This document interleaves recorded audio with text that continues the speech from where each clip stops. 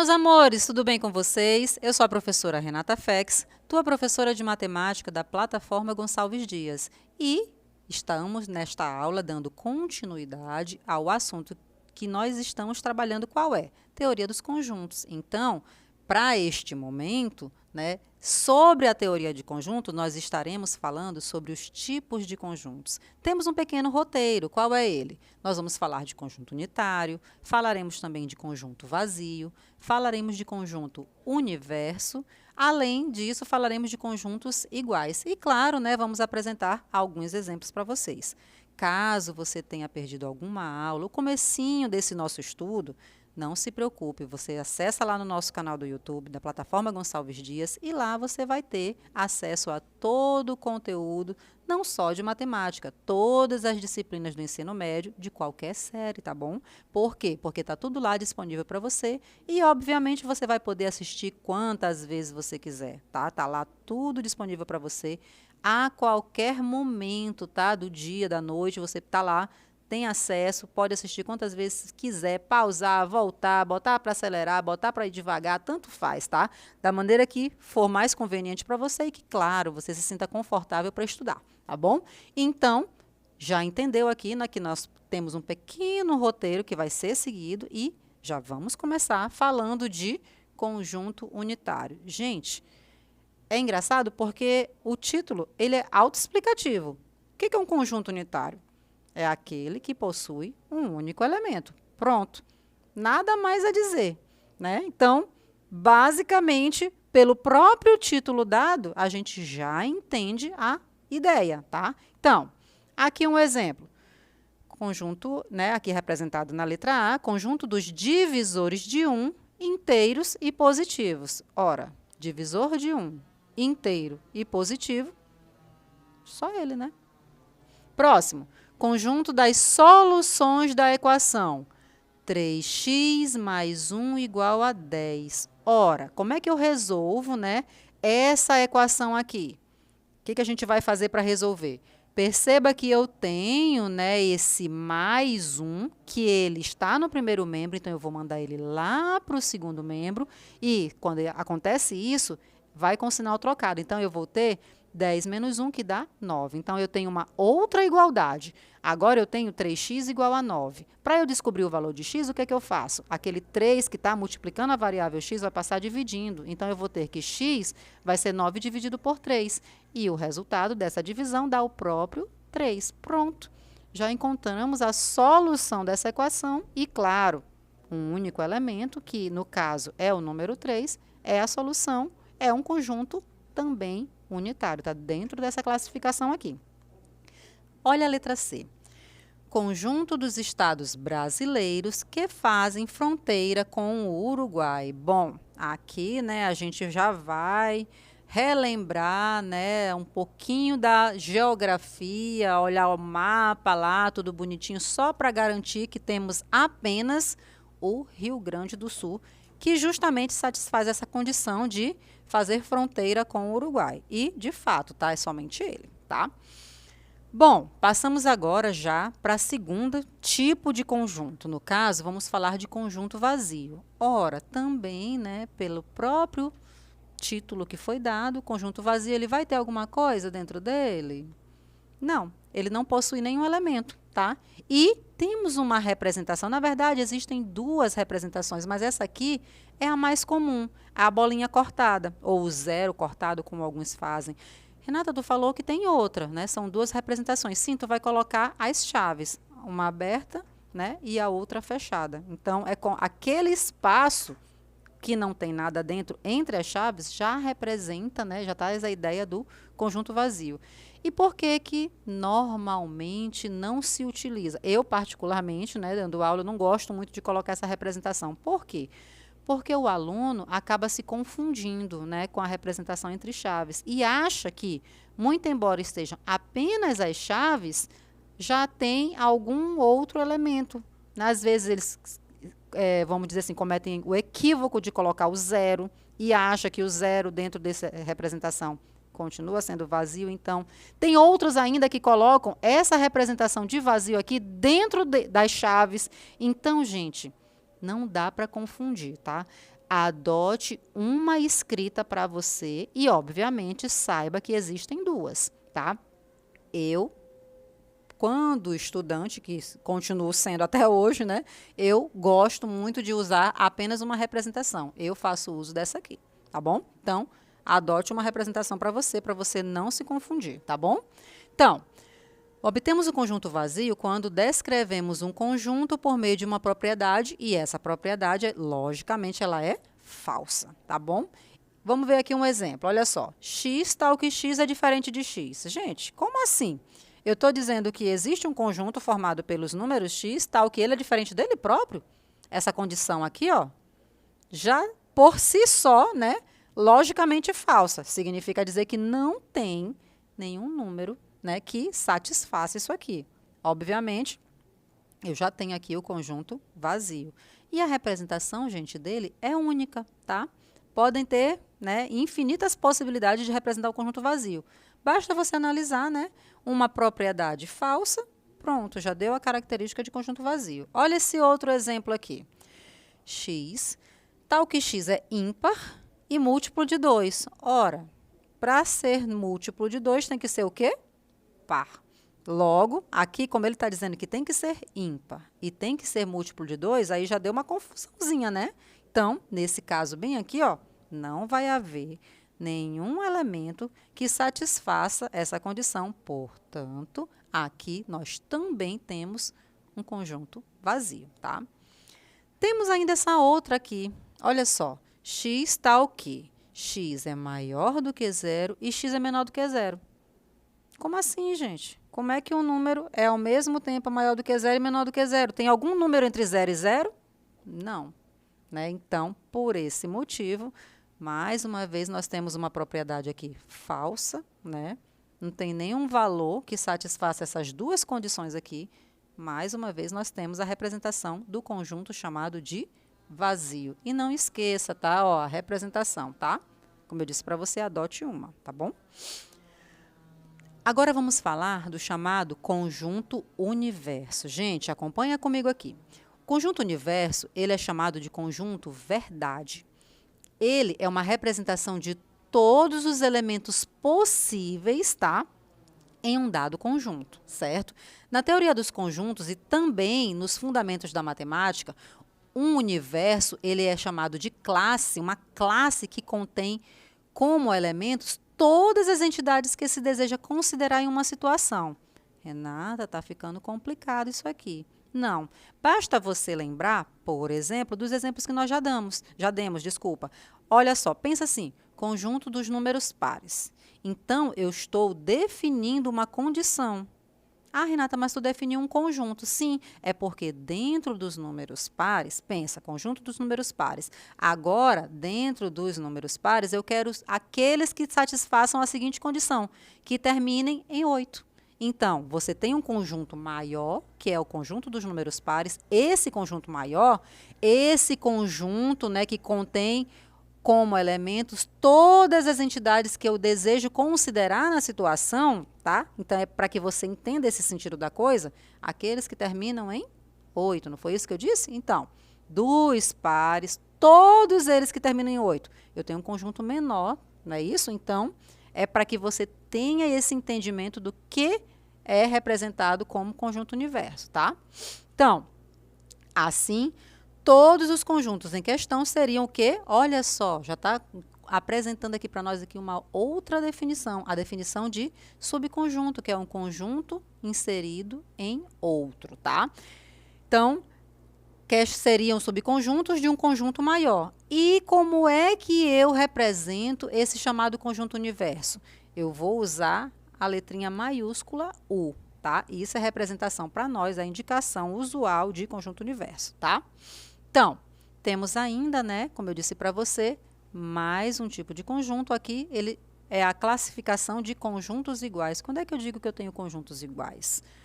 Dois conjuntos, aqui A e B, eles são ditos iguais quando todos os elementos do conjunto A pertencem também ao conjunto B e vice-versa, gente. Aqui a recíproca ela tem que ser verdadeira. Então, todo elemento de B também vai pertencer ao conjunto A, certinho? Então, Vamos colocar essa ideia aqui, essa definição, usando símbolos. Olha só como é que fica. A é igual a B, se e somente se qualquer x, né, dado qualquer x, o x vai pertencer a A, se somente se o x também for um elemento de B, pertencer a B, tá? Então, veja, aqui a gente está preocupado em, se eu estou afirmando que os conjuntos, eles são iguais, não interessa nem a ordem, veja que eu não estou preocupada, tá? Na ordem. Aqui eu tenho necessariamente que ter os mesmos elementos em cada conjunto. Só assim eu vou poder garantir que esses conjuntos são iguais, tá? Vê aqui esses exemplos aqui que foram dados. Olha só, eu tenho um conjunto aqui, ó, esse primeiro conjunto antes da igualdade, olha os elementos dele. A, B, C e D. Eu tenho um segundo conjunto, após a igualdade, olha como esses elementos estão dispostos. D, C, B e A. Perceba que o que aconteceu de um conjunto para o outro? Apenas a ordem dos elementos, tá? Então, veja, reforçando mais uma vez aquilo que eu acabei de mencionar. A ordem não é um fator de preocupação para nós, tá? Justamente porque, desde que todos os elementos pertençam aos conjuntos dados, eu vou poder afirmar que esses conjuntos dados, eles são chamados de iguais, tá bom? Olha esse outro aqui, ó. Olha pela representação aqui, ó. 1, 3, 5, 7, 9 e assim sucessivamente, ó. Tem as reticências. Olha a segunda representação. X, tal que x é inteiro, positivo e ímpar. Olha só, então, o que nós temos aqui? O mesmo conjunto, só que aqui, enquanto um, né, está por enumeração dos elementos, o outro está por característica, né? O enunciado propriamente dito, tá bom? Então, acompanhe aqui mais um exemplo, olha só. X tal que 2x mais 1 é igual a 5. E está dizendo que esse conjunto, da maneira como ele foi posto aqui, ó, está dizendo que ele é igual ao 2. Renata, agora eu fiquei na dúvida, como é que eu faço para garantir que são o mesmo conjunto? Aqui você vai resolver, né? Ó, mais uma vez, ó, observa que esse mais 1 está no primeiro membro, ele vai mudar de membro com o sinal trocado. Então, tu vai ter 2x igual a 5 menos 1, 2x igual a 4, x igual a 4 dividido por 2, então, x vai ser igual ao 2. E satisfez a condição, tá? A igualdade, ela é verdadeira. Eu tenho como solução aqui para esse conjunto o mesmo resultado que está aqui dentro desse outro conjunto. Tá bom, gente? Então, vamos agora, né, continuando. Tem uma observação importante. Note que na definição de igualdade entre conjuntos, não houve nenhuma restrição justamente em relação à ordem, que foi aquilo que foi colocado para vocês, né? Para que seja igual, basta que os elementos sejam os mesmos. Então, a forma como eles estão dispostos não é relevante, tá? Todos os elementos de um conjunto estão no outro? Sim, iguais. Se faltar um ou outro elemento, tiver alguma coisinha diferente entre eles, aí sim, né? Eu vou dizer que eles não são iguais, tá? Então, observa aqui essa representação. Note que aqui, ó, tá tendo uma alteração somente na ordem dos elementos, mas existem 4 elementos aqui no primeiro conjunto, A, B, C, D. Os mesmos 4 elementos estão aqui no segundo conjunto, somente a ordem foi invertida, e a mesma coisa que aconteceu no último conjunto. Então, a ordem é irrelevante, tá? Justamente para a definição de conjunto igual. E tem detalhe, né? Ainda que haja repetição, caso aconteça, tá?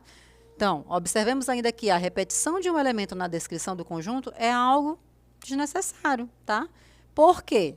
Porque tanto faz eu escrever o conjunto A, B, C, D, ou escrever esse conjunto aqui, ó, A, B, B, B, C, D, D, D e de novo D. Observa que aqui houve repetição de elementos dentro desse conjunto. Aparentemente, esse segundo conjunto aqui seria maior do que o primeiro. Não. Sabe por quê?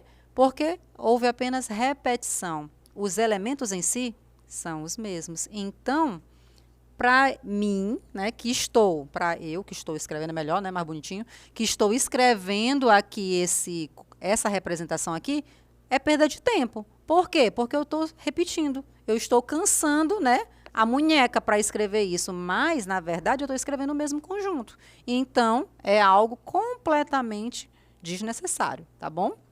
Para conferir que os conjuntos são iguais, é suficiente usar a definição, né? Então, vamos optar, né, pela definição mais simples, que é aquela onde aparece uma única vez cada elemento. Certinho?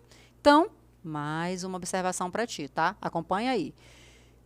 A gente falou de conjunto igual, né? E quando não é igual, como é que eu digo? Se A não é igual a B, obviamente tem uma representação para isso, ó. Aquele símbolo de igual, ele está cortado. E qual é o nome disso? Diferente, né? Então, fica evidente que A é diferente de B se existe, né, um elemento de A que não vai pertencer a B, ou vice-versa, né? Ou existe um elemento de B que não pertence a A. Então, já fica aí, ó, um exemplo para você, aonde aqui no primeiro conjunto eu tenho a seguinte representação dos elementos, A, B e D. Note que lá, o segundo conjunto, ó, apareceu um outro elemento, no caso, o C. Então, até pela quantidade de elementos. Então, nesse caso aqui, esses conjuntos são diferentes, tá?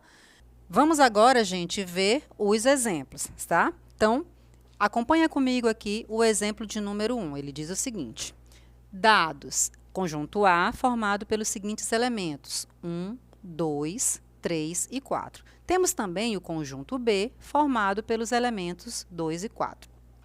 Para a letra A, está sendo solicitado que nós escrevamos com símbolos da teoria de conjuntos as seguintes sentenças. Então, veja a primeira sentença.